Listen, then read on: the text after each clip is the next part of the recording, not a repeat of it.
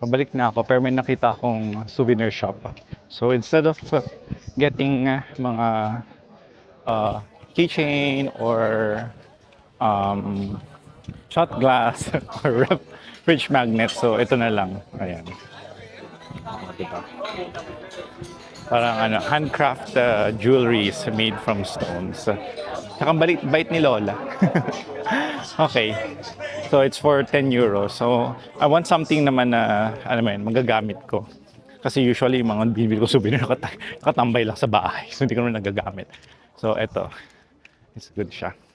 Okay. Okay, and we're here sa meeting point na ulit. Pabalik ng boat.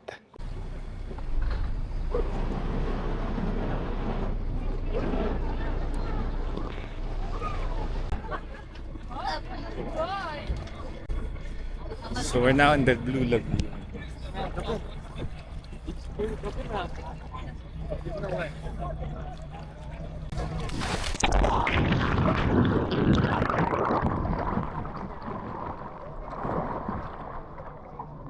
Okay, refreshing. Refreshingly cold.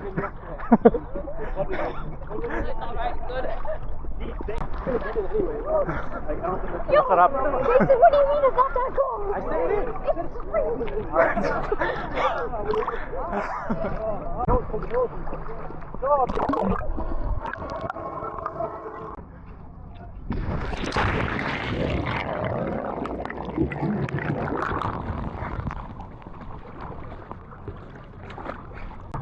Okay, so I'm gonna go for a swim, snorkel in a bit, enjoy the waters. I have multitasking, swimming and vlogging. So later na lang. It's made completely out of limestone and in the past used for defensive purposes. Now mainly for concerts and events. Oh my God, guys. Kinikilig ako, ba't ganun? Alam mo, pagta-travel na lang yung nagpapakilig sa akin, nakakainis. We're now in the town of Trogir. Trogir. Ayan. Ang ganda. Sobrang breathtaking, naiyak ako. Ang ganda dito. Yeah. So sabi, the Greeks used to occupy the town, and there were gold mines on the island, and that's why they named it Trogir from the Greek word Trogus, which means gold. Ayan. So Trogir means gold town. Ayan.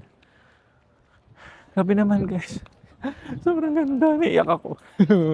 Ang OA. OA yarn.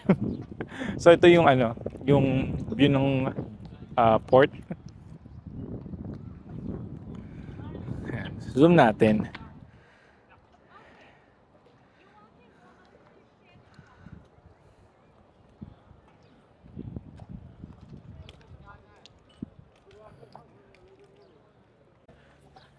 Actually, maaga kami natapos sa pagsiswim namin dun sa may island kanina. Pero akala ko hahabaan yung yung yung oras dito. Pero hindi pala, 1 hour pa rin. Nakakainis, 1:40 PM balik na doon kami. So 1 hour. Parang hopefully ma-explore ko yung mga dapat makita. Pero sobrang ganda. And then you have this castle in front of me. Ayan. Zoom natin. Lapitan natin. Sobrang ganda. Alam mo, ito yung tawag dito. Ito yung dilemma ko talaga eh. So, pag mag-isa ka naman, pag may makita kang maganda, parang alam mo yun, gusto mo yung i-share siya with someone, 'di ba? Pwede mo, sana maganda mayroon kang friend or jowa or ano mo yun, or family member na pwede mo siyang i-share yung magandang moment na to. Pag may kasama ka naman, medyo I feel like restricted kasi I will always consider yung kasama ko, 'di ba? 'Di ba? Kung how he or she is feeling, ganyan, yung time. Siyempre may hintayan, ganun. So may pag-a-adjust ng konti kasi hindi naman ka mag-isa, meron kang kasama. So parang solo traveling has its own pros and cons, no? Ayan. May mga na-meet akong sige. Sige, may na-meet akong mga Pinay eh. So hi muna tayo. Hi! Hello! Yan. So, follow niyo lang ako. Red Thomas. Red Thomas. Yeah, pero malita sa YouTube, yeah. Nice meeting you, bye! Nakatuwa naman yung mga Pinoy. Sabi ko kasi, mayroon ako nangyayari mag-Tagalog. Sabi ko, magpapapicture nga ako. So, kasaya naman nila. Isang group sila ng mga babae. Tapos base sila dito sa Croatia. Parang gusto kong umakyat, pero parang, sabi niya kasi 7 euros daw. So, ano siya?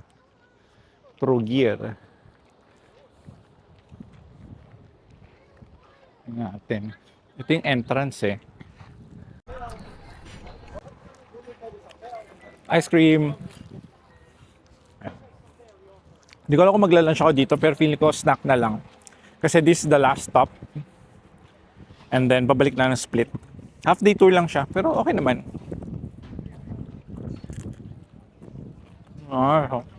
Ako ko.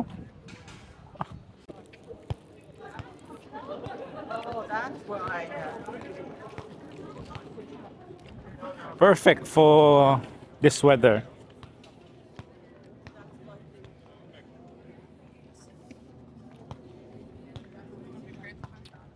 Sobrang ganda dito sa Trogir. Yung Old Town, ganda.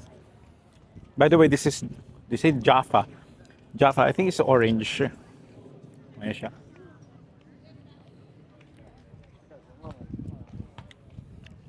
Siguro parang gusto ko na magkape. Ang ganda ng weather ngayon, sobra nakakatuwa. And then sabi daw marami daw churches dito. I think this is one of them. Ito. Ayan. So ito lang yung promenade.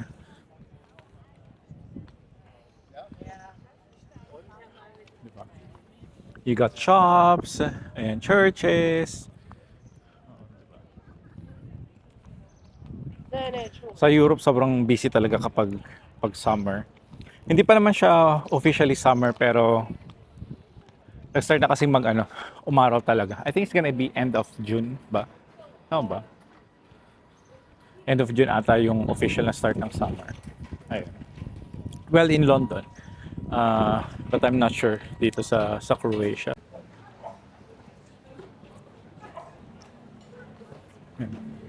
Pasok tayo sa Old Town.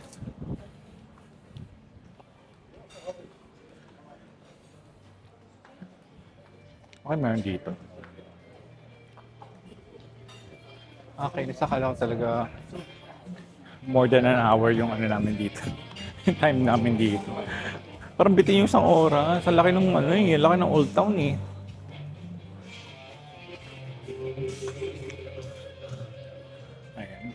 Naghanap na ako ng cup. Parang gusto ko ng cup eh. Sa souvenir. So gusto ko na yun ng souvenir na magagamit ko. Hindi na yung mga fridge magnet and mga shot glass. So I got my cup. Ayan. Souvenir. And then sabi kasi nila masarap daw yung ice cream dito. So I got my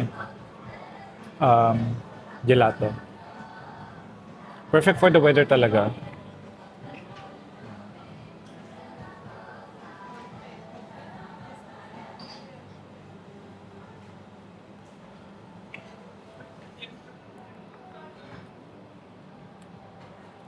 Sarap. Ang bilis ng oras. So we only have 10 minutes left. So I got my ice cream. Hindi ko siya maubos eh. So dinala ko na lang siya palabas. And then you got these.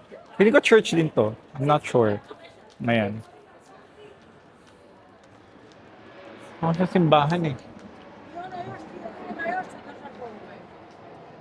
Ang ganda. Alam mo, sobrang kulang yung 1 hour niya. Parang gusto kong bumalik ng Croatia talaga. Nakakainis. Ay, tapos meron siyang kurasan dito. Ang ganda ng kurasan. Zoom natin. Yeah, that clock. Wow. Hi.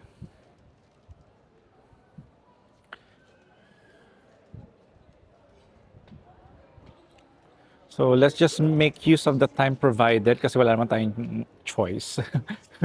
So, let's make use of the last 10 minutes. Ayan. Picture-picture na lang.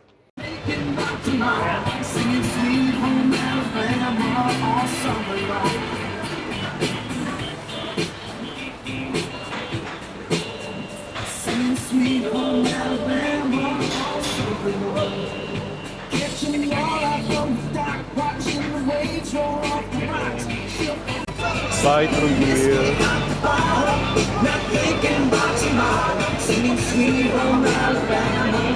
See you next time. We have completed the tour.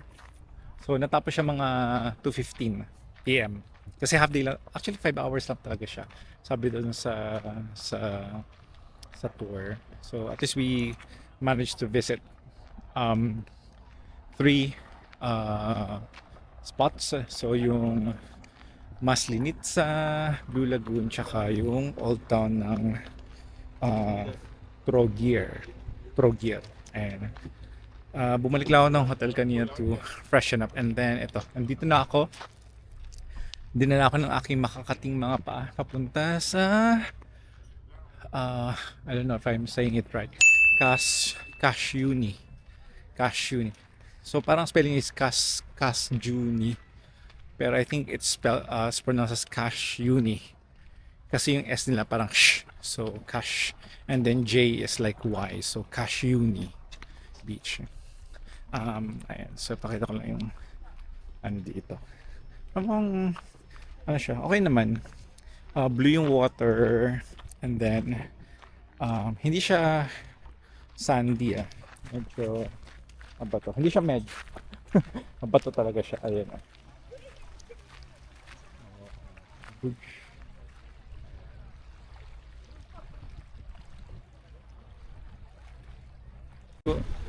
Siguro maglalakad-lakad na lang muna ako and then I'll find a good spot to have a short swim, ayan, take picture syempre, and then take some videos. Kasi kanina sobrang bitin yung paliligo kanina. Parang wala pa atang isang oras. Umalis na agad kami doon sa Blue Lagoon. So naghanap ako online kung ano yung accessible na beach mula sa town center without having to take the boat. So from the flat, nag-Uber na lang ako. It cost like around 8 euros. And then parang ano lang ata, 2.5 miles. Wala pang 10 minutes nandito na kami sa beach area. Ayun siya. Ayun. So let's go.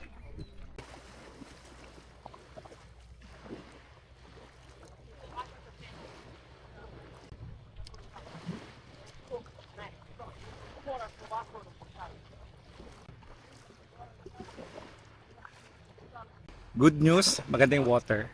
Bad news, merong sea urchin. Ako nakita. Merong sea urchin nakita. Pero okay naman, di naman ako natusok. Buti na lang. Tingnan ko kung may splinters ako Pero may mga matatala sa bato. Nakapa ko ng matatala sa bato. And then, ayun. Ay, wait. Wait nga. Fake news. Nakapa ko ng sea urchin. Okay, wait lang. Para ko ayusin to. Natanggal ko naman yung ibang mga splinters from the sea urchin. Pero yung iba nandun pa rin. Pero hindi naman siya masakit pag inaapa ko. So, tsaka eventually mawawala din daw yan. Yun ang pagkakalam ko Kasi tusok din ako ng sea urchin nung nagpunta kami ng Palawan last. So far, day well spent naman. So nakapag tour tayo. So we kind of explored Maslinitsa and then the Blue Lagoon and then yung little town of Trogir. And then nakapag-beach din tayo, which is I really love. I'm gonna wrap up this video muna for today. This is my 4th day in Croatia. Tomorrow's my last day. Anyways, tomorrow at 9 PM pa naman yung flight ko. So meron pa akong time magpapikot, kumain sa gusto kong kainan, and explore more of Spit. Tsaka feeling ko gusto kong pumunta pa sa isa pang beach aside from this. So, thanks for watching guys. Bye!